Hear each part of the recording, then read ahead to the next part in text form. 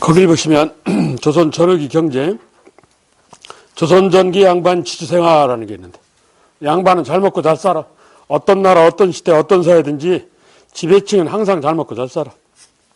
거기서 밑줄 쳐놓은 게 있는데, 고려 때 처음 증정한 국가도 그렇고 개인도 그렇고 주인집, 국가관청 밖에 거주하는, 해서 밖에 거주한다 해서 외건업이 하는 게 있지. 외건업이는 주인과 따로 거주하면서 매년 주인에 대해서 혹은 관청 소속은 관청에 대해서 신공이라는 이름하에 몸값을 낸다. 고려 때는 신공이라면 신공에 해당하는 게 향수부공민 그리고 외건업이 이렇게 둘이었는데, 조선은 향수부국 제도가 조선 초에 없어지니까 이 몸값하는 신공을 납부하는 게 외건업이밖에 없어. 외건업이란 관청 소속 외건업이도 있고 납공업이라고 그러는데 공물을 납부하는, 그리고 개인 소속 외건업이도 있고. 그러면서 그 밑에 만들어 놓은 표가 있는데, 고려 농업기술, 그리고 조선전기 조선후기 농업기술, 그리고 재배작물 농업서적 이렇게 되어 있는데, 이게 좀 중요해. 자, 고려 첫째, 서로를 이용한 경작하는 신라 지중왕 때 정부가 정책적으로 6세기 초반 지중왕이 서로를 이용한 경작해서 우경 이런다고 그랬지. 이 우경에 입각한 땅을 깊게 파고 일반 성인 남자보다 소가 경작을 하면 한 3배 정도 경작 능력이 커요. 그래서 삽으로 땅을 파는 것보다 소를 이용해서 쟁기로 땅을 파면 더 깊게 팔 수 있거든. 그래서 깊이가리 이러는데 한자로 깊은 심자를 써갖고 심경법 이래 깊이가리라는 걸. 그래서 신라 지중왕 이래로 우경이 발달하여서 땅을 깊게 파는 깊이가리가 일반 상식이 되었다. 일반화 이래. 자, 고려농업기술 첫째 우경에 의한 깊이가리, 두 번째 2년 사이에 3개의 작물을 돌려짓는 윤작법, 이건 또 우리말로 하면 돌려짓기라고 그래. 이 국사교과서 쓴 놈이 일관성이 없는 거예요. 돌려짓기 이럴 걸 여기는 또 한자로 윤작법 해놨어. 1년이면 대개 땅을 요즘은 영양상태가 좋아서 이모작을 해. 모를 2번 씹어. 봄에 벼농사를 하고 가을에 수확하고 난 뒤에 그 땅에다 곧바로 보리농사를 한다고. 그래서 논에다가 보리를 재배하는 걸 가을보리라고 그래. 가을에 심는다고 그래서. 밭에다가 재배하는 건 봄에다가 심는다고 해서 봄보리라고 한다고. 이 가을보리가 좀 더 영양가가 높고 그래서 좀 더 비싸. 봄보리보다는 일반적으로. 그럼 1년에 모를 2번 심잖아. 그럼 2년이면 4번 심어야지. 그런데 당신은 땅이 별로 영양가가 없어서 2년 사이에 3번 짓는다는 얘기야. 그래서 쉽게 따지면 6개월은 논다는 얘기일 거 아니야. 한 번 농사 짓고 약간 쉬고, 한 번 농사 짓고 약간 쉬고 이런다는 얘기야. 2년 사이에 3개 작물을 돌려서 농사 짓는, 즉 돌려짓기 윤작법이 고려 때 점차 보급되기 시작하였다. 이랬다가 옆에 조선 전기를 보시면 2년 3작의 윤작법이 일반화되었다. 널리 퍼졌다. 자, 고려농업기술 첫째 우경에 의한 깊이가리, 두 번째 2년 3작의 윤작법. 이 2년 3작의 윤작법은 땅에다가 영양분을 공급하는 방법을 잘 몰랐는데, 잘 모를 때는 저게 가장 효과적이라고 본 거예요. 쉬는 게. 그랬는데 일부 지방에서는 이게 전국적으로 동시에 나타나는 현상이 아니기 때문에 고려왕조 500년 사이에 있는 걸 다 모아놓은 거니까 일부 지역에서는 땅에 영양분을 공급하는 줄시자 거름비자, 그래서 거름을 베푸는 방법, 땅에 영양분을 주는 방법 이 소리야. 줄시자를 써갖고 12법 이래 땅에 영양분을 공급하는 방법. 이 12법이 고려 일부 지방에서 퍼지기 시작해. 그래서 노는 땅, 노는 기간이 줄어요. 노는 땅이 줄었다. 실유자, 노는 땅이 줄었다 해서 휴경지, 축소. 녹비 퇴비하는 농업기술 덕분에 그 축소에다가 동그라미. 축소에다가. 옆에 조선전기를 가보시면 역시 12법이 발달. 이렇게 돼 있어. 시간이 지나면서 더더욱 발달했겠지. 그래서 조선전기는 휴경지, 소멸. 이렇게 돼 있다고. 그게 차이야. 고려는 12법의 발달로 휴경지가 축소되었는데 조선전기는 더더욱 12법이 발달해서 노는 땅이 사라져. 그러니까 2년 사이에 사작을 할 수 있다는 얘기지. 이 소위 이모작, 1년에 2번 모를 심을 수 있다는 얘기야. 고려말 조선초, 이건 일본 놈한테 배운 건데 정확하게 언제 배우는지는 몰라. 고려말 조선초 외구한테 배운 거로 추정을 해. 땅에다가 먼저 영양분을 공급하는 밑거름. 그래 놓고 위에다가 흙을 뿌리고 그리고 씨앗을 심고 씨앗이 자라는 정도를 봐가지고 영양분이 좀 모자르다. 그러면 추가적으로 더 줘. 그래서 덧붙였다 해서 덧거름. 이래. 밑거름, 덧거름 기술을 이용해서 땅에 영양분을 많이 공급하기 때문에 노는 땅이 사라지더라 이거지. 그 덕에 조선주 후기에는 밭고랑이란 물 빠지는 배수로, 주로 물 빠지는 배수로만 이용했는데 거기에다가 씨앗을 심는 밭고랑 파종꽃밭이 등장해. 이걸 한자로 이 고랑 견자를 써서 견종법 이래. 밭고랑 파종법을. 하고 중요해. 고려는 12법 발달로 휴경지 축소, 조선 전기는 휴경지 소멸, 조선 후기는 이 12법 발달을 배경으로 해서 밭고랑 파종법인 견종법이라는 게 등장하였다. 밭농사에 있어서. 여기는 주로 밭농사의 얘기고 이번에는 논농사. 논농사는 이거 하나야. 고려말 지금 국민왕 때쯤으로 추정을 하는데 오늘날 널리 일반화되어 있는 모를 옮겨 심는 방법. 봄에 모파이라고 해서 일부 땅을 이용해서 모를 심어요. 종자를. 그러고 난 뒤에 어느 정도 성장을 하면 물을 채운 논에다가 모를 옮겨 심는 방법에서 모내기, 한자로 모왕자 옮길리자를 써갖고 이 모내기를 이양법이라고 불러. 그러니까 모내기법, 이양법 같은 말이야. 그래서 모를 옮겨 심는 방법에서 고려말 모내기법, 이양법이라는 게 등장을 해. 이게 조선 전기 충청도, 경상도, 전라도 남부지방에 서서히 퍼져요. 왜? 새로운 영농기술이라. 우리 옆집 있는 애가 새로운 영농기술을 배웠어. 농사라는 건 아침에 지어서 저녁에 수확하고 이러는 게 아니란 말이야. 잘못하면 1년을 망쳐야 된다고. 그러니까 함부로 못 옮겨요. 함부로 흉내를 못 내. 그래서 몇 년간 제가 하는 걸 지켜보는 거예요. 평균적인 수입보다 저 방법이 낫겠다. 그럼 내가 쟤하고 똑같이 흉내를 내. 그러면 그게 몇 년이 걸린다고. 저 집에서 우리 집으로 기술이 전파되는데 몇 년이 걸려. 이게 전국으로 퍼지려면 몇백 년이 걸린단 말이야. 하루아침에 퍼지는 게 아니야. 이 농업기술이라는 게. 그래서 고려 말에 등장한 모래기법, 이양법이라는 게 조선주 전기, 충청도, 경상도, 전라도에서 남부지방에 서서히 퍼져요. 이 시기에 밭농사에 있어서 12법 발달, 땅에 영양분을 공급하는 방법도 역시 전파가 돼서 그래서 논농사에 있어서는 벼, 보리의 이모작이라는 게 등장을 해. 거기 이모작 가능에도 동그라미. 논농사에 있어서. 그래서 고려를 기준으로 얘기하면 우경에 의한 깊이가리, 2년 3작 윤작법, 12법 이건 대체적으로 밭에 관한 얘기고 이양법은 논에 관한 얘기고 밭에다가 물 채운 걸 논이라고 그러죠. 그런데 저 12법은 논농사에도 영향을 줘. 논에도 걸음을 주니까. 그 덕분에 조선주기에는 모내기, 이양법이 전국으로 퍼져요. 자, 이게 고려조선의 농업기술 전천이야. 중요해. 한편 재배 작물. 고려 때 이건 많이 다 아는 고려말 문익점에 의한 목화 이렇고 조선 전기는 약초, 과수 이런 데 별 필요 없고 중요한 건 조선 후기 작물. 조선 후기 일본에서 들어온 작물. 임진이라는 직후에 일본 쪽에서 담배가 들어왔고 그리고 일본을 통해서 고추가 들어와. 오늘날 김치가 나타나는 것이 저 고추가 들음으로 해서요. 그 이전에는 임진왜란 이전에는 고추가 없었다고. 그 김치가 없었느냐? 김치는 있었어. 김치라고 그래서. 그래서 김치 냉장고 이름에 김치라는 거 있잖아. 그게 원래 김치라는 거예요.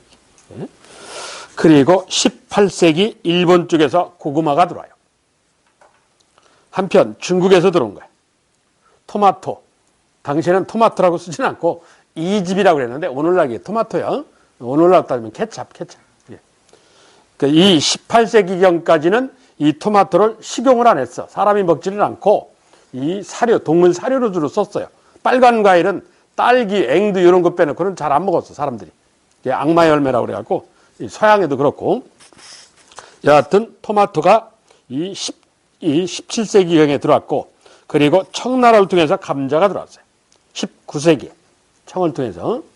그러니까 고구마는 일본에서, 감자는 중국에서. 이래. 모르면 생긴 대로 이해하면 돼. 고구마는 이렇게 길다라잖아. 그러니까 일본 지도가 길게 생겼잖아. 고구마 일본 이렇게 이해하면 되고, 감자 중국대로까지 널찍하니까 중국 이러면 이렇게 이해하면 돼. 고구마는 따뜻한 지역에서 나와. 남쪽에서 나오는 거고, 그러니까 일본이야. 감자는 강원도 감자를, 강원도 고구마라고 안 하잖아. 추운 지방에서 자라는 거고, 북쪽에서. 그게 얘는 북쪽에서 들어오고, 얘는 따뜻한 남쪽에서 들어오고, 이러는 거예요. 그래도 몰라? 그럼 방법이 없어. 그게 고구마 감자의 구분이야. 그리고 고구마 감자를 잘 구분하면 돼. 고구마는 일본, 감자는 중국. 그렇다고. 고려말 이암이라는 사람이 원나라 농림부에서 만든 농상집여라는 책자를 수입 번역을 해. 수입 번역을. 그래서 고려사회에 전파를 해요. 농업과 상업에 관한 것을 집 모아서 요약하였다. 이런다고. 그랬는데 조선주전기 세종대왕이 이거 읽어보니까 우리나라 기후풍토에 안 맞아. 왜? 고려는 북쪽에 있는 나라고, 원나라는 주로 북쪽에 있는 나라고, 그리고 밭농사가 발달한 지역이고, 조선은 주로 남쪽 지역에 있는 논농사가 발달한 사회란 말이야. 기후도 안 맞고 작물 재배법도 안 맞고, 그래서 우리 실정에 맞는 농업소를 써라.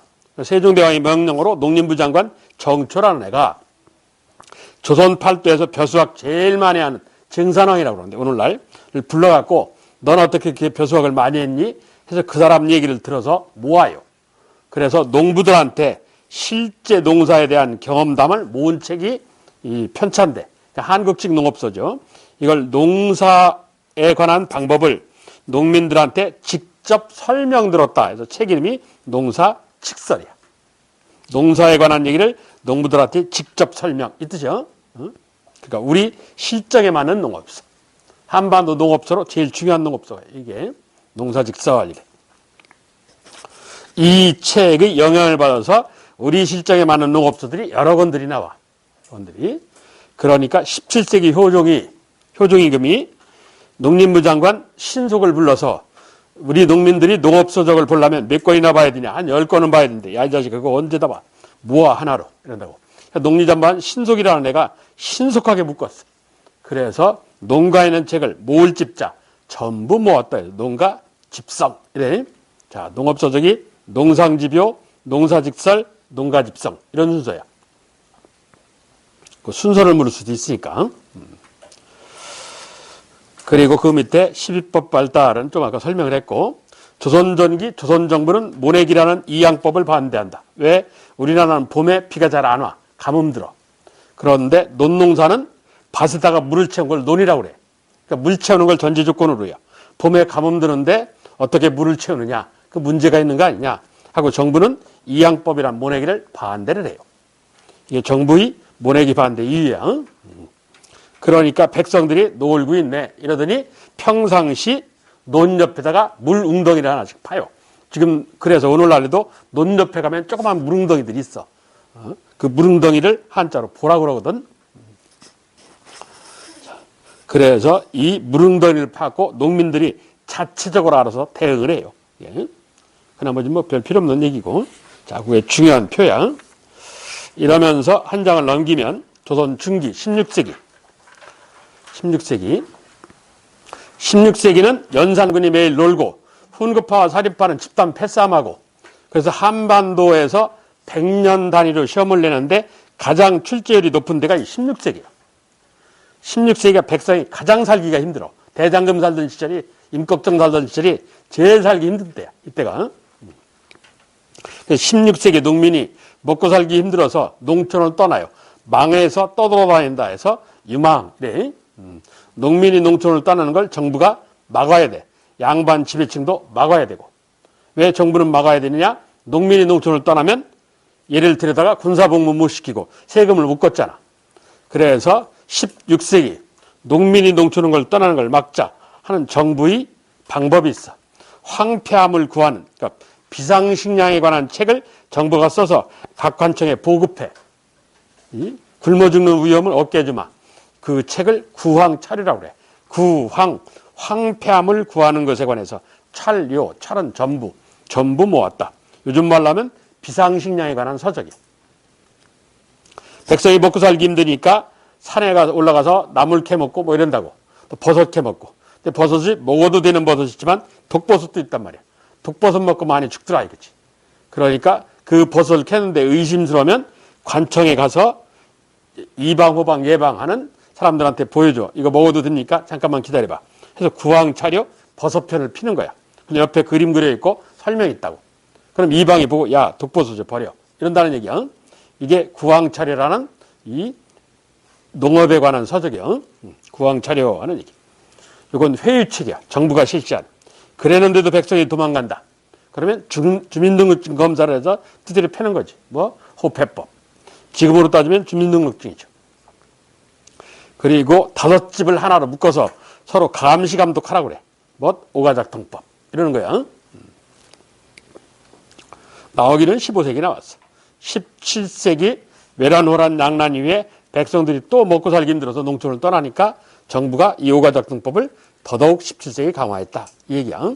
한편 양반님네들도 17세기 양반님네들도 양반이 직접 농사질 수가 없으니까 자기 집에 소장농이 자기 집에도 농사짓는 사람이 100명이야.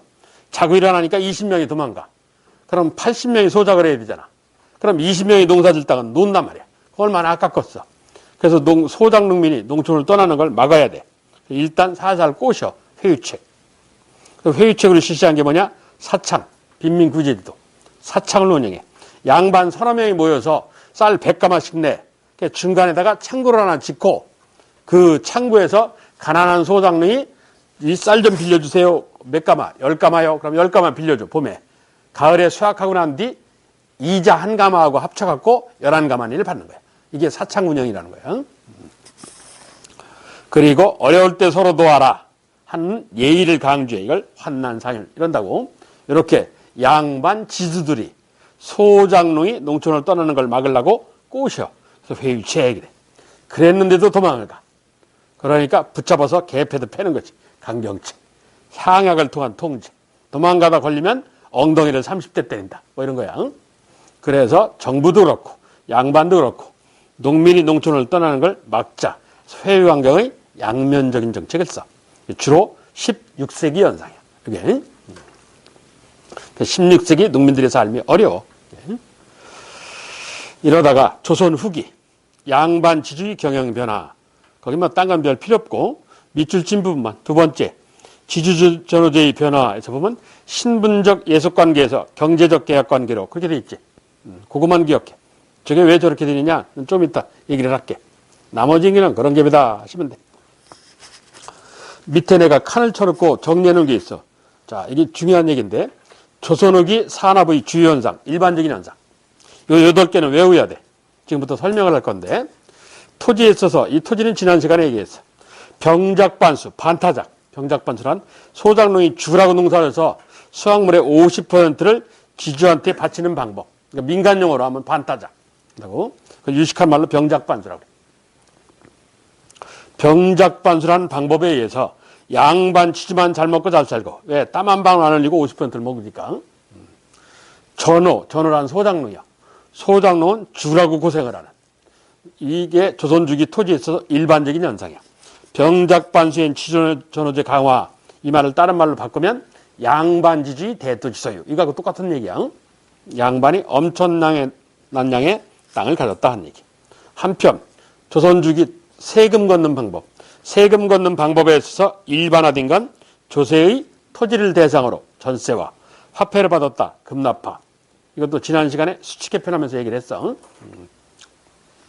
이 두 가지는 전 시간에 했고 그리고 3번부터 8번까지 나머지 이건 지금부터 얘기를 할게. 자, 옆에 보시면 조선주기 농업 주요 현상. 한 사람이 경작하는 땅의 범위가 전보다 4배 내지 7배 늘었다. 그래서 넓을 광자를 써서 광작 이래. 조선주기 농업의 일반적인 현상이 뭐냐? 광작이라는 게. 넓게 경작하는. 뭔 얘기냐? 고려말 그리고 조선조부터 등장한 모래기라는 이양법이 조선 후기에 전국에 퍼졌고 그리고 12법 발달을 배경으로 12법 발달 땅에 영양분을 공급하는 거 12법이 발달한 덕분에 조선주기에 박고랑 파종법까지 나왔어. 그래서 논농사에서 이양법, 밭농사에서 견농법이란 농업기술의 발달은 어떤 효과를 가져오느냐. 불필요한 노동을 줄이는 노동력 절감. 무슨 소리냐? 충청도를 기준으로 하면 지역마다 약간 차이가 있는데, 봄에 씨앗을 심으면 씨앗만 자라는 게 아니라 바람결에 챔새 배설물을 이용해서 잡초가 날라와 자라요. 근데 어떻게 되는 게 잡초가 더 덜 자라. 그럼 쭈그리고 하면 잡초를 뽑아야 돼. 왜? 잡초가 많은 영양분을 땅에 있는 걸 빼먹는단 말이야. 그나마 영양분이 모자란데, 그러면 작물, 씨앗이 먹을 영양분이 부족할 거 아니야. 잡초가 빼먹으니까. 그럼 잡초 제거 작업을 해. 농사에서 가장 중요한 게 우리말로 김맥이라고 부르는 잡초 제거 작업이야. 시골에 할머니, 할아버지가 허리가 쉰 이유가 평생 허리 숙여갖고 잡초 제거하다 보니까 이게 아주 고정화된 거야. 그래서 허리가 휘어지는 거야. 이게. 이 노동력 잡초 제거 작업을 1년에 80여 차례를 해요. 그런데 저 이양법, 견종법은 10번, 15번만 하면 되는 거야. 이게. 그 노동력을 상당히 절감시켜줘. 그리고 한 땅을 2번씩 이용하는 이모작이 등장을 해. 그래서 이 덕분에 경제용으로 어떤 현상이 나타나느냐? 그 네모칸 생산력의 증대. 쉬운 말로 하면 수확 증가. 그 네모칸에다가 생산력 증대. 전부 다 수확이 늘어요. 불필요한 노동은 줄이고 수입은 늘고 이러니까 이걸 생산력 증대라고 그래. 경제용어로. 이 덕분에 한 사람이 경작하는 땅의 범위가 전에는 죽으라고 잠 안 자고 농사지면 100평 경작했는데 지금은 400평에서 700평까지 할 수 있어.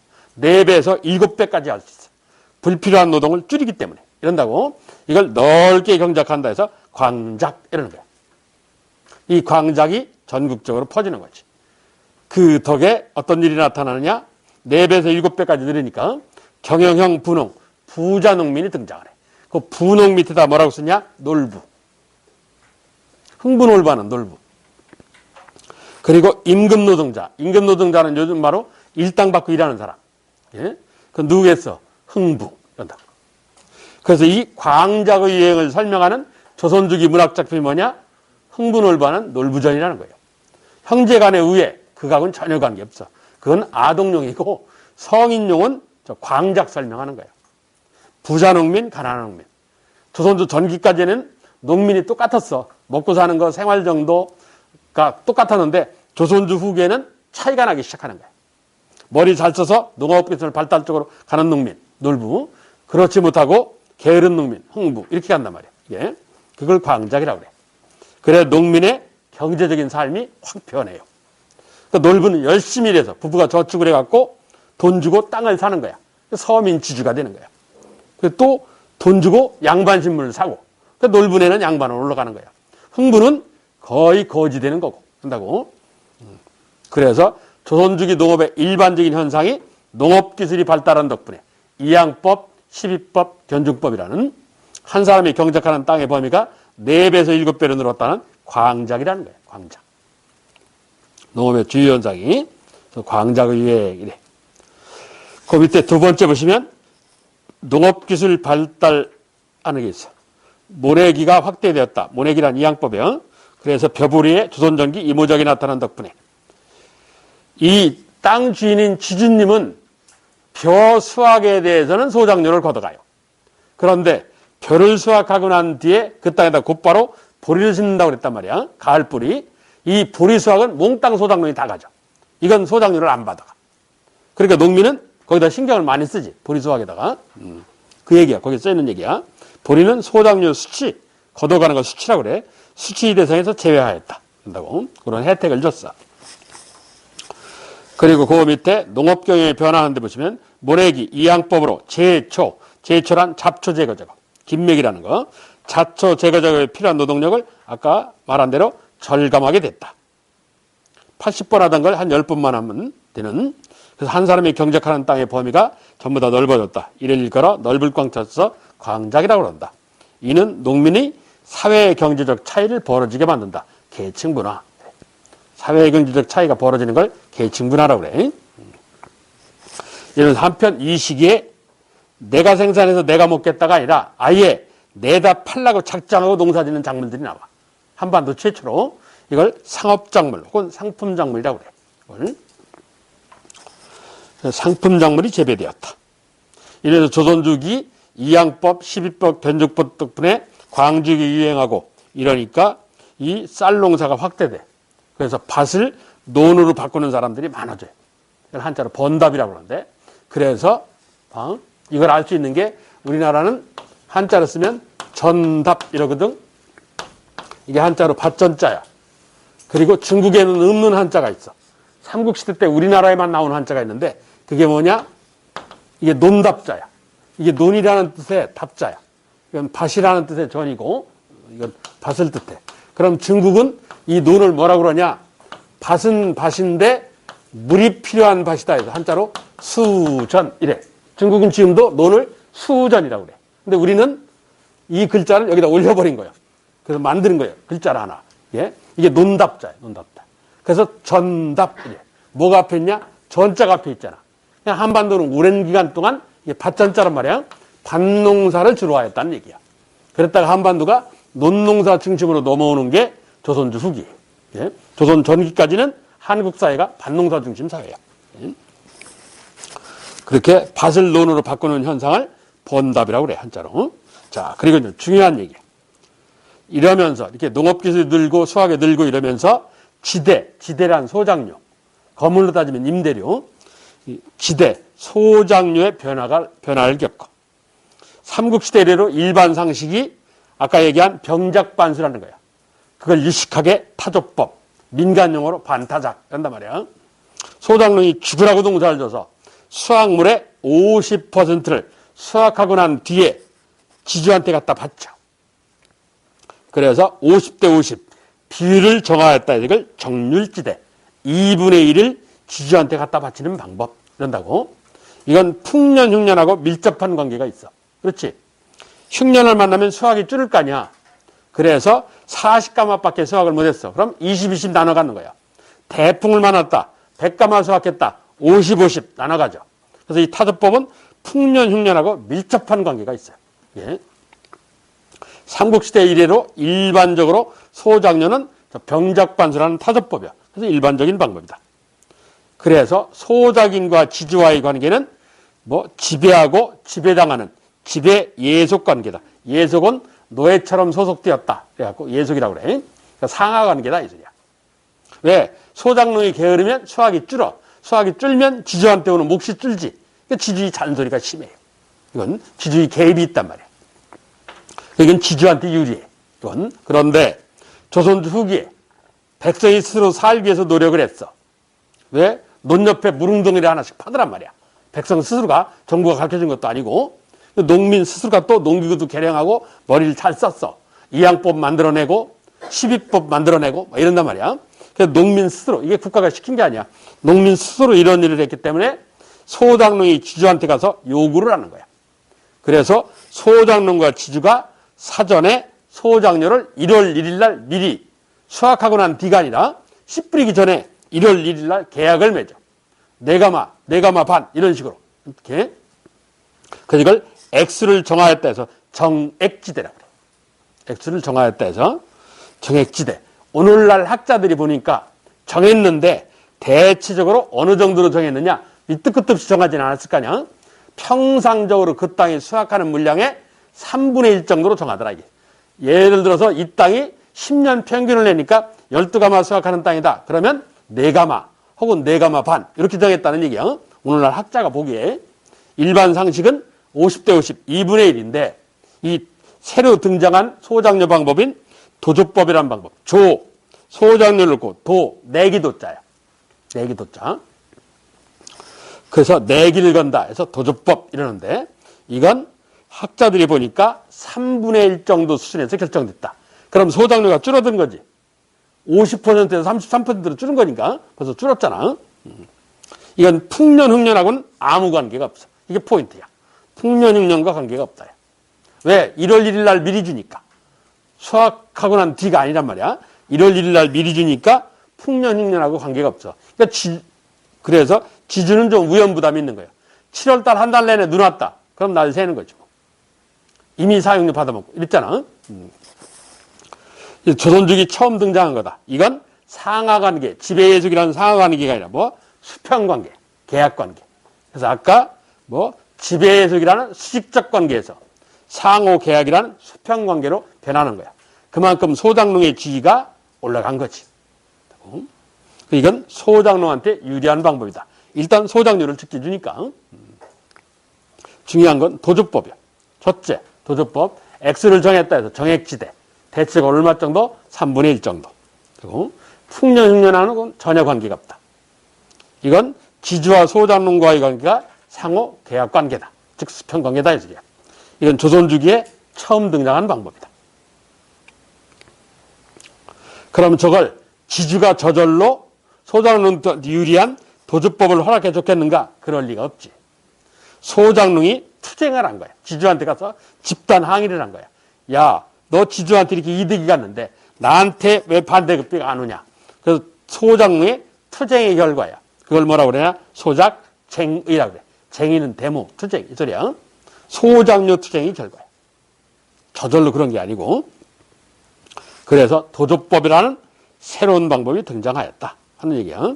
자, 이게 조선 후기 농업에 관한 얘기야. 주요 포인트는 광작의 유행, 농업기술 발달 덕분에 농업기술 발달이란 이양법, 시비법, 견죽법 이거.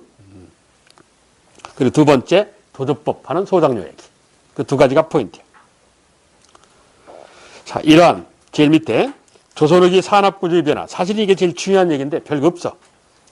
고려전기, 조선전기, 전기는 아무래도 정부의 통제력이 강해. 그렇잖아. 초창기 열심히 일할 때니까. 그리고 열심히 일을 해서 중기 안정화로 들어갈 때니까. 임금님 덕분에 잘 먹고 잘 삽니다. 이러는 거야. 고려전기가 됐던 조선전기가 됐던 여하튼 전기는 그래서 국가가 힘이 세. 국가주도 경제. 문재인도 처음에 힘이 셌단 말이야, 이게. 인간은 적응을 해 살으니까. 그래서 조선전기, 고려전기는 국가주도 경제야. 국가가 힘이 세니까. 그래서 수공업자도 관청에 소속돼 있어. 관청에 소속된 장인제도의 관장제. 이래. 상인들도 이 관청에, 국가에 소속돼 있어. 관청에 소속된 상인, 관상, 혹은 시전상인. 이래. 전기는 정부 통제력이 강해. 그랬던 것이 고려후기, 조선후기, 후기. 내가 첫날 첫 시간에 후기란 사회가 어떻다고? 혼란하다. 이러는 거예요. 왜? 안정됐다는 걸 다른 말로 얘기하면 열심히 일했으니까 좀 쉬자. 인간이라는 게 그런 거야. 그래서 열심히 끊임없이 죽는 날까지 노력을 해야 되는데 그렇게 안 해. 그래서 서서히 거기 편안함에 빠져요. 소위 나태해지기 시작해. 그럼 나태하면 빈틈이 보이잖아. 결국 이민족이 침입한다. 대개 고려는 몽골 침입, 조선은 외란오란 양난 이런단 말이야. 예. 그래서 후기 혼란기로 들어가는 거야. 정부의 권위가 땅에 떨어져. 그래서 문재인이 요즘 뉴스에 슬슬 나오는 게 정권 말기에 대통령이 힘이 빠진 현상을 레임덕이라고 그래. 힘 빠진 현상을. 항상 후기 이렇게 대통령의 권위가 땅에 떨어져. 어느 사회든지 똑같아, 이게. 근데 그 끝에까지 레임덕이 안 오려면 어떻게 해야 되냐? 그 사람이 끊임없이 정신을 차리든, 그러기는 불가능한 얘기지만, 아니면 대외적인 자극이 들어와야 돼. 다른 나라가 쳐들어왔든지, 막 이래야 돼. 아니면 뭐 전국적으로 전염병이 했든지. 문재인이 그나마 지금도 아직까지는 잘 버티는 투표율이 신뢰도가 한 40% 넘는 요인이 뭐냐? 코로나 덕분이야, 코로나 덕분. 코로나 덕분에 그걸 잘 위기를 극복해 가니까 그게 본인 노력인지는 몰라도 그나마 지지율이 40%가 넘는 거예요. 그렇지 않았으면 한 30%도 안 나올 거예요. 후기는 그래서 혼란이야. 혼란이란 정부 통제력이 떨어져. 그러니까 백성들이 정부 말을 안 듣는 거지. 스스로 살기 위해서 노력을 해. 고려후기, 조선후기가 똑같아. 그래서 백성 중심의 경제가 운영돼. 이걸 민간주도의 경제라고 그래. 관청에 소속된 장인, 그래서 관장제라는 수공업제도가 사사로의 물건 만들어 파는 수공업자에서 사장제 이렇게 되는 거야. 그리고 상업도 관청에 소속된 상인, 관상 이랬다가 사사로의 물건 만들어 파는 상인, 사상. 그러니까 정부 말을 안 듣는 거야. 그래서 정부의 통제를 받지 않고 정부 입장에서는 시장 질서를 어지럽히는 상인이다 해서 어지러울란 시장 전자로서 이 사상을 난전상인 이렇게 불러. 지들끼리는 뭐라고 그러냐? 정부 통제를 안 받는 상인이다 해서 자유롭다 해서 자유상인 이러는 거야. 사상, 난전상인, 자유상인 다 똑같은 말이야. 항상 후기는 정부 통제의 역할, 경제는 민간 경제야. 이게 지금부터 할 얘기가 이 얘기야. 대충 이게 중요 포인트라 그걸 설명한 거야. 자, 184쪽을 가보시면 내가 지금 떠든 얘기가 도로 써 있어. 조선전기 수공업. 전기니까 뭐 국가주도경제 이랬지. 그래서 관청이 운영하는 수공업에서 관영수공업. 수공업자는 관청에 등록해 동사무소에다가 얘는 어디에서 뭐 만드는 수공업자다. 그래서 관청 장부가 있어. 수공업자 장부가 있어. 그 수공업자 장부를 공장 안이라고 그래. 아니 문서 한자인데. 그래서 관청 공장 안에 등록된 수공업자가 몸으로 노동력을 때우는 부역노동을 통해서 관습품을 제조납품한다. 무슨 소리냐? 농민이 국가에 대해서 1년 중 6일간 공짜로 노동력 제공의 의무가 있어. 이걸 뭐라고 그러냐? 국역의 의무야. 지금도 국역이라는 거 법적으로 있어. 나는 국역을 했는데 여러분 때는 지금 안 시킬 텐데 아마 시킬 수는 있어요. 공짜로. 군대 가기 전에 일요일 날 동사무소에서 방송을 해. 제1국민역 신체검사 받은 사람은 삽 들고 동사무소 앞으로 모이십시오. 그럼 모여. 그 앞에 가서 청소를 해. 그렇다고 뭐 돈을 주냐? 안 줘요. 의무야. 그게. 이걸 국역노동이라고 그래. 법적으로는 지금도 할 수 있게끔 돼 있어요. 하지 않아서 그렇지. 농민의 의무란 말이야. 근데 농민은 또한 국역만 있는 게 아니라 군사복무에 대한 의무에서 군역이라는 것도 있잖아. 따로. 국역이 있어. 그러니까 백성들은 다 이 국역이 있다고. 상인 수공업자도 국역이 있어요. 근데 수공업자는 이 국역을 어떻게 하느냐? 농민은 몸으로 때우는데 수공업자는 법적으로 1년 중 6일간 뭐 만드는 줄 아는 애니까 동사무소 앞으로 와. 지정된 날짜에 와. 그럼 책상하고 의자하고 책상이래. 나무하고 망치하고 모닥을 줘요. 왜요? 책상을 6일간 100개 만들어라. 이런단 말이야. 그럼 100개 만들어서 납품을 해. 물론 점심은 대줘. 그렇다고 급료는 안 줘. 의무니까 급료를 줄 이유가 없잖아. 이 100개를 만들어서 납품을 해. 그럼 의무가 끝난 거야. 그래서 이걸 관청이 필요로 하는 물품을 제공하는 의무다. 그래서 이걸 관습품 조달 의무 이러는 거야. 수공업자 의무는 관습품 조달이야. 상인은 물건을 요구해. 상인한테는. 주로 사과장사한테는 사과 요구를 해. 사과장사한테 배 요구하겠어? 그렇잖아. 그렇지 않으면 사다가 바쳐야 되고 상인은 물건을 납품하는 의무가 있어. 관습품 조달이라고 해. 예? 수공업자는 원료를 주면 그 원료를 갖고 제품을 만들어서 납품하는 의무가 있고 이게 국역의 의무라는 거야. 상인 수공업자에. 여기 써있는 말이 그 말이야. 천천히 이걸 설명하면 좋은데 그나마 많이 양보를 해서 지금 설명을 하는 거야. 예? 자, 이 관청이 필요한 물품, 관습품, 제조납품의 의무 있다. 이건 의무이기 때문에 급료를 안 준다. 국역의 의무야. 자, 이랬던 것이 16세기 정부의 통제력이 떨어져. 그래서 국역, 다른 말로 부역, 여기에 의무를 줬다 해서 부역이라고도 해. 혹은 허리를 쓰는 노동력에 대해서 요역, 그래. 국역, 부역, 요역 같은 말이야. 국역제도가 풀어져서 느슨해져, 해이해져. 정부의 권위가 땅에 떨어지는 거지. 왜? 임금은 맨날 놀고 앉았고, 집권층, 집에 치일한 애들은 밥 처먹고 맨날 싸워, 사와, 이런다고. 그러니까 백성이 정부 말 듣겠냐고. 안 듣지. 그래서 16세기는 정부의 통제력이 떨어져. 그래서 국가주도 경제가 서서히 무너져 가요. 이러면서 여섯 번째, 조선 후기. 후기니까, 민간이 운영하는 수공업, 민영수공업이 발달해. 경제의 주도가 국가에서 민간으로 넘어와요. 그래서 조선 후기 수공업의 일반적인 현상이 뭐냐? 상인물주의 수공업지배라는 거예요. 설명은 좀 이따 할게. 왜 이런 현상이 나타나느냐? 상품화폐 경제가 진전, 다른 말로 발전했기 때문에 이러는 거예요. 그것도 좀 이따. 자, 이게 뭔 소리냐? 돈 많은 상인이 수공업자를 불러. 야, 너 뭐 만드냐? 책상 만드는데요. 그래? 그럼 1년에 몇 개나 만들어? 1년에 12개 만드는데요. 그래? 한 달에 하나 꼴이네? 예. 책상 만드는데 원료가 얼마 드냐? 한 100원 정도 듭니다. 그래? 그러면 얼마 받고 파는데? 10,000원 받고 팝니다. 한다고. 100원에 만들어서 10,000원 받는데 떼돈 버는 거지. 그럼 12개 다 팔리냐? 아니요. 2개밖에 안 팔릴 때도 있어요. 그럼 어떡하냐? 망해야지 뭐. 한다고. 원료 100원은 날라가는 거냐? 어차피. 그렇잖아. 근데 이게 다 팔린다는 보장이 없다고. 이게. 그러니까 조선주기 상인이 뭐라고 그러냐? 야, 그럼 그러지 말고 너 만드는데 원료가 100원 든다며. 예.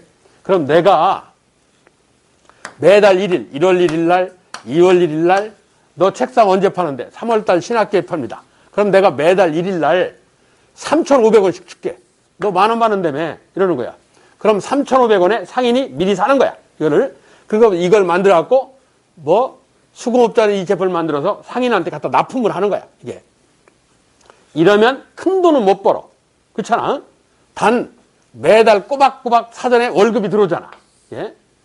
그러면 생활은 안정돼 있잖아. 자기가 만들어서 자기가 팔면 큰 돈이 벌지만 그게 다 팔린다는 보장이 없거든. 예? 그래서 어쩔 수 없이 이걸 선택을 해요. 그러니까 쉽게 가면 상인이 사장님이 되고 수공업자가 직원이 되는 현상인 거야. 예? 그래서 상인이 책상, 의자라는 물건의 주인이 된다는 전제조건하에서 수공업자를 지배했다 해서 이걸 상인물주의 수공업 지배 이러는 거예요. 오늘날 방식이야. 오늘날 방식. 오늘날 회사 오는 방식하고 똑같아. 회사는 직원한테 월급 줘가면서 그 노동력을 뺏어먹는 거 아니야. 제품을 만들어서 판매 입금을 주로 상인 주인이 가져가잖아. 그 조선주기 수공업의 일반적인 현상이 뭐냐? 상인물주의 수공업 지배야. 돈 많은 상인이 책상, 의자라는 물건이 주인다는 전제조건 하에서 수공업자를 지배하는 방식이다. 그래서 이걸 미리감치 대금을 주는 수공업에다 해서 선대제 수공업 이렇게 불러요. 이 수공업 방식을 미리감치 대금을 주는 수공업에서 선대제 수공업 이렇게 불러. 자, 조선주기 수공업의 운영 방법이 세 가지야. 첫째, 가장 일반화되어 있는 선대제 수공업, 상인물주의 수공업 지배. 그리고 좀 돈 자본이 있는 수공업자는 자기가 직원들을 모아놓고 자기가 제품을 만들어 내다 팔아. 그걸 뭐라고 그러냐? 그걸 공장제 수공업 이런다고. 공장처럼 운영한다고 그래서. 그리고 이런 수공업도 있어. 남편이 죽었어. 엄마하고 딸이 혹은 며느리가 집안에서 손으로 제품을 만들어 내다 팔아. 지금도 있을 수 있잖아. 기생충이라는 영화 봐도 나오잖아. 그렇지? 그 뭐야? 피자 박스 이렇게 붙여서 팔고. 이걸 뭐라고 그래? 집안에서 운영하는 수공업에서 뭐 간의 수공업 이래. 수공업이 세 가지야. 선대제 수공업, 독립수공업, 간의 수공업 이래. 근데 가장 일반 상식이었다는 건 뭐라고? 선대제, 상인물주의 수공업지배라는 미리감치 수공업자가 대금을 준다는 전제조건 하에서의 수공업이다. 이거지. 조선주기 수공업의 일반적인 현상은 선대제 수공업, 즉 상인물주의 수공업지배야. 거기 써있는 얘기가 그 얘기야. 길게 떠들어봤자 그렇고. 결과, 신의 통공으로 이건 이따 얘기할게. 한편 이번에는 상업. 자, 농업에서의 주요현상 광작, 수공업에서의 주요현상 상인물주의 수공업지배라는 선대제 한다고. 자, 상업에 있어서의 주요현상이야. 조선전기 시전상인, 다른 말로 관상이야. 오늘날은 내가 국가에 세금 내고 내가 가게를 구해서 내가 장사를 하지만 옛날은 안 그랬어요. 옛날은 국가에 세금을 내면 국가가 시장을 만들어 놨어. 가게도 만들어 놨어요. 너는 세금을 냈으니까 7호점 들어가서 팔아. 너는 3호점 들어가서 팔아. 이런단 말이야. 그래서 국가가 설치해 놓은 시장, 그걸 시전이라고 해. 국가가 설치해 놓은 시장을 시전에서 장사하는 상인에 대해서 시전상인, 다른 말로 관청에 소속된 상인에서 관상이야. 얘는 왕실이나 관청의 물품을 공급한다. 그러면서 얘네들은 16세기, 17세기경에, 이게 16세기라는 주장도 있고 17세기라는 주장도 있는데, 금난정권에는 시장전 어지러울란 금할금, 시장을 어지럽히는 자를 금하는 권리, 이러는 거예요. 그 금난정권에는 독점 판매권을 받았다. 왜? 국가에서부터 국가에 꼬박꼬박 세금 내고 납품을 하고 그러니까 국가가 혜택 준 거야. 관상, 시전상인에 대해서는 어떤 특정 제품은 너만 팔아라. 이렇게 되는 거야. 이게. 독점 판매권이야. 그래서 만약 내가 고등어를 팔아. 국가에 세금 내고. 그러니까 이 청주 시내에서 고등어는 나만 팔아야 되는 거야. 다른 사람이 고등어 팔면 불법이야. 이거야. 그걸 금난정권이라고 그래. 시장전 어지러울란 금할금.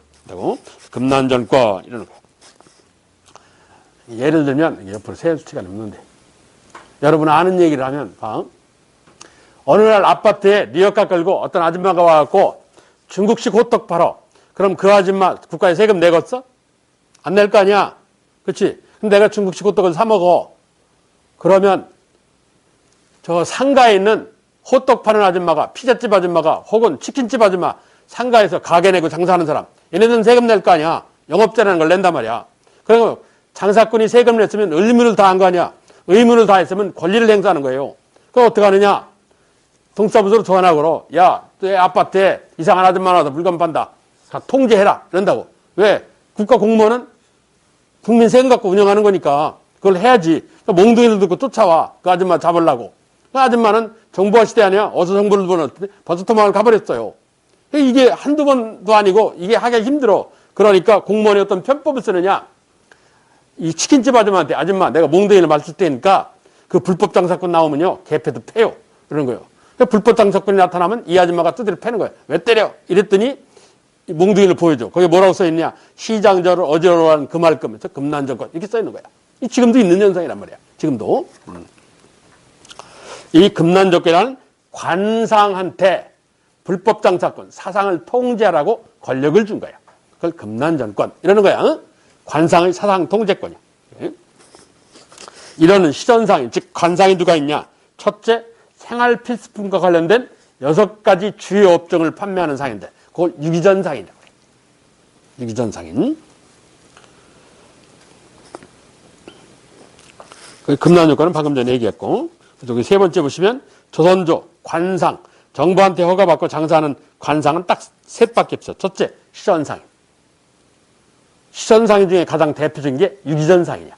시전상인 안에 유기전상인이 있어. 그리고 대등법으로 등장하는 공인. 대등법으로 등장하는 정부한테 물건 갖다 사다 주는 애들. 그리고 지방시장에서 활약하는 보상과 부상에서 보부상, 질부자, 부상, 등짐장수. 보상은 보따리 장수, 들고 다니면서 파는 거. 예. 그래서 원래는 부보상인데 부보상이 발음하기 힘드니까 보부상이라는 거야. 보상과 부상을 합쳐서. 자, 이게 조선 정부가 인정한 합법장사꾼이야. 합법장사꾼은 요들밖에 없어. 시전상인, 그리고 시전상인 중에 하나인 유기전상인, 그리고 공인, 대등법으로 등장한, 그리고 보부상. 얘들 빼놓고는 몽땅 불법이야. 얘들 제약은 다 불법이야. 그 얘기야. 고려 때 서울에 있는 시장을 감독하는 관청을 세웠어. 서울경자를 써서 경시서 이래. 고려 문종임금 때. 서는 제가 전에 뭐라고 그랬냐? 감독 기능이 있는 관청을 서라고 합니다. 이랬지. 경찰서 이랬다고. 서자 쓰면 감독 기능이 있는 거야. 팥줄서라고 안 하잖아. 팥줄소 이러지. 소는 자치기고. 경찰서 그건 이 감독 기능이 있는 곳 얘기야. 조선조 세조 때는 이걸 평시서라고 이름을 바꿔. 물가를 평평하게 이래갖고 경시서나 평시서나 같은 거야. 자, 그리고 15세기 반 전라도 일원에서 지방시장이 등장하였다. 그래서 장시. 장시란 시장이란 말을 뒤집어서. 장시. 5일장, 10일장 이러는 거. 처음에는 10일 내지 15일장이야.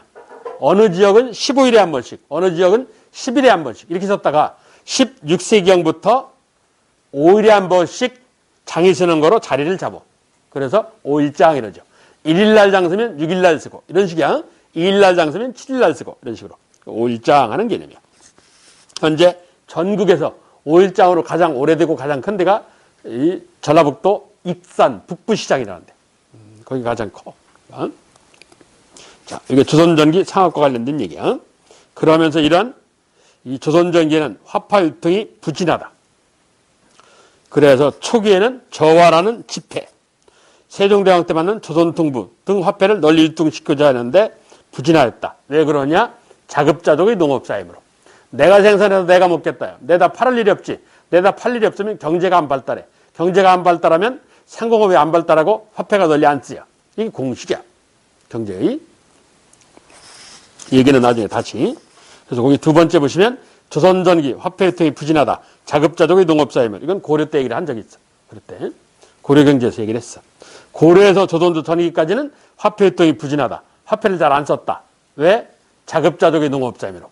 내가 생산해서 내가 먹겠다. 내다 팔을 일이 없잖아. 내다 팔아야 경제가 발달하는데 그렇다 하는 얘기야. 그랬던 것이 포인트는 조선 후기야. 옆에 조선 후기 상업. 조선 후기 상업의 주요 현상이 뭐냐? 도구의 성장이라는 거야.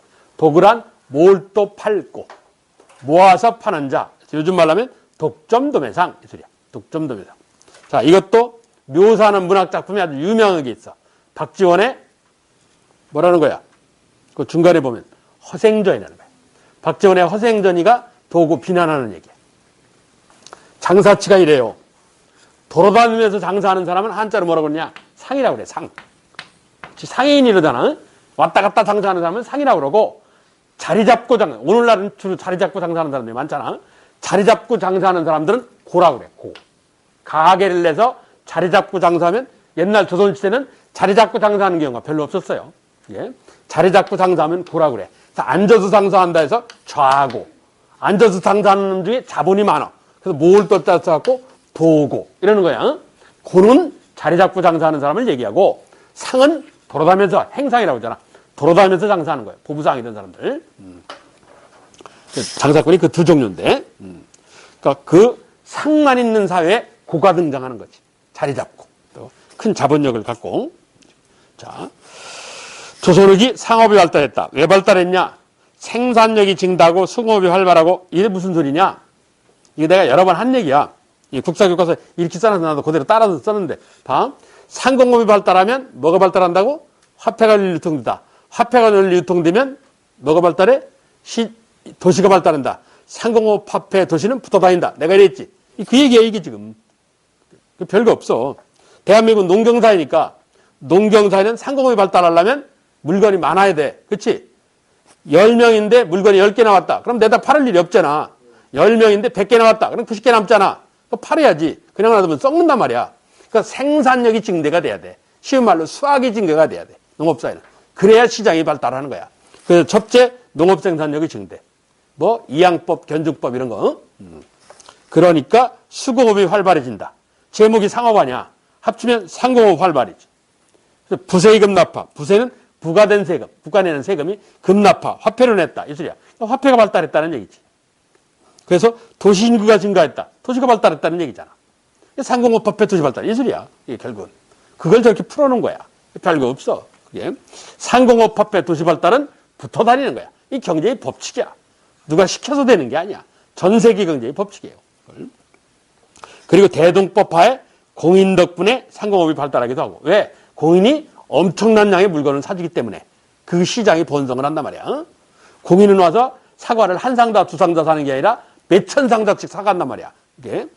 왜? 정부한테 납품을 하니까. 그래서 대동법의 공인 출현 덕분에 상공업이 발달하는데 큰 영향을 줘요. 그 소리야.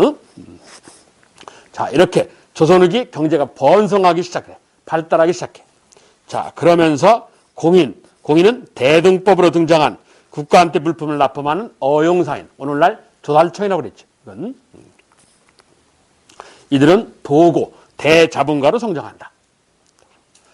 한편 사상, 불법장사꾼. 아까 얘기했다시피 정부는 시장 질서를 어지럽힌 놈이다. 어지러울 난자로서 난전상이라고 불렀고, 백성들끼리는 정부의 통제를 안 받는다. 자유롭다 해서 자유상인이라 한다. 지들끼리는. 사상, 난전상인, 자유상인 똑같은 말이다. 이랬어. 자, 이러면서 조선족이 널리 활발하게 움직인 애들은 이 사상이에요. 예. 그래서 세 번째, 사상의 활동. 1. 시전상인인 관상과 난전상인이 경쟁을 한다. 자, 그 경쟁하는 상황에서 조선족이 17세기 사상이 활동하는데 서울 시내 안에 금난정권이라는 게 이런 거야. 자, 이게 서울 시내 안에야. 서울 시내 안에 임금님 사시는 왕궁이 있어. 그리고 서울의 남쪽 경계에서 남대문, 북문, 동대문, 서대문 이렇단 말이야. 이 안에는 사상이 들어와서 물건 팔면 안 돼. 불법이야. 사상은 어떻게 돼 있냐? 남대문을 기준점으로 해서 10km 밖에. 여기서 물건 만들어 팔아야 돼. 여기서는 맘만 팔아도 뭐라고 안 해요. 그러니까 금난정권이 어디까지 되냐? 요 10km까지. 남대문에서부터 10km, 동대문에서부터 10km. 여기까지는 금난정권이 통제되는 지역이야. 금난정권이 적용되는 지역이야. 불법 장사꾼은 들어와서 물건 팔면 안 돼요. 뺏겨도 칙소리를 못 해. 이런다고. 그런데 목숨 걸고 들어온 놈들이 있어. 여기 서울 시민들이 많으니까 아무래도. 그래서 누가 나타나냐? 반짝시장이지. 잠깐 나타나다 얼른 팔고 도망가는 거야. 이게. 그 서울 시내 안에 그런 목숨을 걸고 들어와서 이 물건 파는 이 시장이, 반짝시장이 대표적으로 세 군데가 있어. 자, 그 세 군데가 첫째, 오늘날 종로 3가에 해당하는 종로라는 데가 있어. 보신각 종치는 뒷길. 현재 종로 3가야, 지금. 그게 종로 이러고. 그리고 7패라고 해서 현재 남대문 시장. 지금 남대문 시장. 그 입구. 그리고 이연이라고 해서 지금은 이화여대 대학교 올라가는데. 지금은 이화여대 대학교 약간 언덕 위에 있거든. 그래서 현이 이게 고개연자야. 오얏나무, 오얏리. 이화여대 대학교 올라가는 입구. 그래서 이연. 그래서 이 남대문 시장은 이사를 갔어요. 거기가 발달하면서 이사를 갔고 현재 동대문 시장이 됐어. 지금. 그래서 동대문 시장, 남대문 시장, 그리고 종로 3가 쪽. 그런다고. 서울 시내 안에 불법적인 반짝 시장이 생겼어. 이게. 자, 그게 서울 시내 안에 나타난 반짝 시장이야. 물건 뺏길 각오하고 들어가서 파는 거야. 아무래도 수익이 좋으니까. 자, 그런 서울 시내 안에 나타나는 사상들의 활동 지역이 있어. 예. 이런 불법 시장이 나타나니까 뭐 관상은 금난 정권을 강하게 통제를 한다. 그랬는데 정조임금이 백성을 어여삐 여기서 왜 국가에 세금 내는 애들은 10,000명인데 세금 안 내는 애들은 15만 명이라고. 15만 명한테 세금 안 내는 게 국가가 억울한 거야. 그래서 정조임금이 에이씨 그러더니 1791년 신해년에 관상사상 이런 거 안 따진대. 아무나 물건 팔으래. 아무나 고등어 팔으래. 고등어 팔고 싶으면 고등어 팔으래. 단 고등어한테 세금 받는 거야. 한 마리 팔면 세금 2원, 1원, 두 마리 팔면 2원. 누가 파는지 관심 없다 이 소리야. 그러니까 사람에서 세금 부과 대상이 고등어로 물건으로 바뀌어버린 거야. 이게. 그래서 관상사상을 자유경쟁으로 바꿔요. 이걸 1790년 공통으로 통하게 하였다 해서 신해통공이랬다. 공통으로 통하게 하였다. 관상사상 자유경쟁 얘기야. 중요해 이게. 상업에 있어서는 관상의 불법 장사권인 사상 통제권제도인 금난정권제도를 없앴어요. 폐지한다고. 단 유기전 빼고. 왜? 유기전은 국가의 세금을 워낙 많이 내니까. 10억, 100억 이렇게 내니까. 대부분 혜택을 계속 줘. 그러니까 유기전은 100년간 혜택을 더 받아요. 1791년이 18세기 말에 정조임금. 그런데 이 유기전의 혜택이 사라지는 건 어느 때냐? 1894년 갑오개혁 때야. 거기 유기전을 밖으로 빼. 유기전 거기 제외 이렇게 됐지. 밖으로 빼서 폐지 이래놓고 딴딴 갑오개혁 1894. 정조임 때 1791이잖아. 그로부터 100년 뒤란 말이야. 103년 뒤에. 103년 뒤에 시전상인 중 생활필수품을 파는 유기전 상인들이 혜택이 사라져. 그러니까 아무나 고등어 팔고 아무나 종이 팔고 이럴 수 있는 거야. 그때부터. 이 금난정권 폐지야. 수공업에 있어서는 누구에는 어디에서 뭐 만드는 수공업자입니다 하는 문서가 있다고 그랬지. 공장안. 수공업자 등록장부제도 그 제도를 폐지해. 아무나 책상의자 만들어 팔아라 이 소리야. 그러니까 여기는 책상의자한테 세금 받겠다는 얘기야. 책상 하나 팔면 세금 1원, 2개 팔면 2원. 누가 만드는 거? 그딴 거 관심 없다 이 소리야. 이게 정조 때 1791년 관상사상을 자유경쟁으로 바꾼다 해서 신해통공. 정확하게는 통공정책이라고 그러는데 편의상 신해년에 했다고 해서 신해통공. 이 신해년이란 천주교인 박해 사건이 있었던 해야. 신해박해라고 해서 윤지충 신주소각 사건이 나고 그래서 저 금산에서 지금은 대전외곽인데 신주소각 사건이 있었던 해야. 신해통공이래. 중요해 그게. 자, 신해통공. 상업에 있어서는 금난정권 폐지. 수공업에 있어서는 공장안 폐지. 단 상업에 있어 유기전 빼고 이러는 거야. 그래서 뭘 또 팔고 조선주기 불법 장사권. 이건 관상 중에서도 대자분가 도구가 있고 사상 중에서도 도구가 있어. 대자분가가 있어. 꼭 사상에서만 도구가 대자분가가 나온 게 아니야. 도구란 모아서 파는 자. 독점 도매상 이랬어. 그래서 박지원이가 18세기 중반에 경기도 양평에서 허호라는 사람이 했다는 얘기를 듣고 작품을 썼어. 그래서 쓴 게 허생전이야.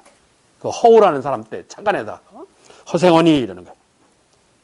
이거 맞지? 이게 지금 하면 걸리는데 내가 수학력 시험 보기 직전에 컴퓨터용 수험사회펜을 다 사. 청주 시내 청주 방송에 나와가지고 나 컴퓨터용 수험사회펜 사고 싶다? 한 자루에 1,000원 줄게? 그럼 컴퓨터용 수험사회펜 한 300원, 400원 할 거야. 지금 한 500원 할 텐데. 그러면 문구사 주인들이 다 싸들고 올 거 아니야. 왜? 500원을 파는 걸 내가 1,000원 산다잖아. 1,000원에 산다잖아. 인근에 있는 거 다 모아 올 거라고. 그럼 다 사요. 그리고 전량 모남이라는 공장에서 공급 계약을 맺어. 너 공장 도 가격 얼마냐? 200원인데. 내가 500원에 살게. 이러는 거야. 사 또. 난 가진 게 돈 뺏기 없거든. 그러니까 또 알바애들 한 1,000명 모아놓고 일당 주고 부셔! 이러는 거예요. 전국에서 온 거 다 때려부시고 앉는 거예요. 옆에 앉아갖고. 돈 받고. 그 짓을 한 8개월을 해요. 그런 다음 수능북에 한 달 전쯤에 10억 주고 광고 방송 한 번에 컴퓨터용 수험사회펜 사라. 한 자로 20만 원. 이러는 거예요. 왜? 쟤도 하루아침에 못 바꿔요. 그럼 볼펜을 보면 빵점이야. 암만 시험을 잘 봐. 그렇잖아. 컴퓨터용 수험사회펜 써야 될 거 아니야. 그러니까 300원, 500원짜리가 20만 원 돼 버리는 거야. 이게 도구가 하는 짓이야. 이게 뭘 또 팔고. 대자본가. 최소한 4배 이상의 수익을 남기는데 조선주 최고 기록이 648배예요. 1원만 받아도 돈이 되는데 648원 받아 처먹은 놈이 있어. 640배 남겨 먹는 놈이 있어. 예. 호우는 막 10몇 배 받았다고 그러고. 그래서 10배 이상의 순이익을 남기는 자, 대체적으로 그걸 도구라고 부르는 거지. 그러니까 박지원에는 허생대라는 작품을 써서 이 도구를 비판하는 거야. 왜 도구를 비판하느냐? 도구를 비판하는 이유가 뭐냐? 도구가 등장하면 물가가 올라가냐 내려가냐? 올라가지. 그렇지? 300원짜리가 20만 원 되니까. 그래서 물가 상승 때문에 도구를 비판하는 거야. 거기다가 도구의 성장에다가 물가 상승으로 비판. 그래. 물가가 상승하기 때문에 비판하는 거야. 이러면서 조선주기 대표적인 대표적인 사상이 있어. 첫째, 개성상이라는 송상. 송악의 상이다 해서 요즘 말로 개성상이. 얘네들은 인삼 판매를 주업으로 한다. 전국에 지점을 갖고 있다. 부산 출장소가 있다고. 그걸 송방이라고 그래. 방은 지역, 지점, 땅 이 뜻이야. 신라방 이런 것처럼. 그리고 수입 지출표를 세계 최초로 만들었다. 송도사학의 치부책이라고 하는데 세계 최초야 이게. 부기 작성이래. 검찰청 직원이 뭐 파란색이 박스 들고 회사에 들어가고 박스에도 뭐 담아갖고 나오잖아. 그게 부기장부야. 수입지출표. 그거. 그걸 수입지출표를 세계 최초로 만든 게 개성상이냐. 고려 말에. 그리고 대무역에 직간접으로 참여하고. 자, 이게 조선족 가장 거상인 개성상인 소위 송상이야. 송상. 그리고 경강상인. 조선족이 처음 등장하는 경, 서울경자. 서울에 있는 강, 뭐요? 한강이지. 한강에 있는 장사꾼이지. 얘네들은 한강에 배를 이용해서 장사를 해. 그래서 선박을 이용한 상인이 돼서 선상, 이러는 거야. 얘네는 주로 운송업을 해. 뭘 운송하냐? 미국, 쌀, 소금, 어물, 이런 미국에다 동그라미. 미국에다 동그라미. 그 미국이 뭐냐? 대동미야. 대동법에 의한 쌀. 부산에서 대동미를 배 타고 서울에다가 운송해서 먹고 사는 거야. 운송료를 받는 거예요. 국가한테. 이러면서 배가 부셔질 수도 있으니까 나중에 돈을 좀 모아지니까 뭐 조선업, 선박 건조업에 참여하는 거야. 요즘 말로 조선업에 참여를 하는 거야. 자, 이게 경강상이냐. 경강상이는 뭐라고? 주로 대동법에 한 쌀, 대동미운송, 선상, 선박을 수행한 상이냐. 배 닿는 곳의 장사꾼이야. 자, 이러면서 거기 세 번째 포구상인. 포구상인은 배 닿는 곳. 배 닿는 곳의 장사꾼이 둘이야. 첫째, 방금 전에 얘기한 경강상인. 물건을 실어오는 사람이죠. 얘네들은. 한편 물건을 받는 사람이 있어. 그 받는 사람이 누구냐? 객주 여각이. 객주나 여각이나 같은 거야. 객주나 여각이나 같은 건데 객주는 여관주인하고 생각하면 되고 여각은 호텔주인하고 생각하면 되는데 그냥 객주로만 이해를 하죠. 객주는 뭐냐? 객상주인의 줄임말인데 이게 한자로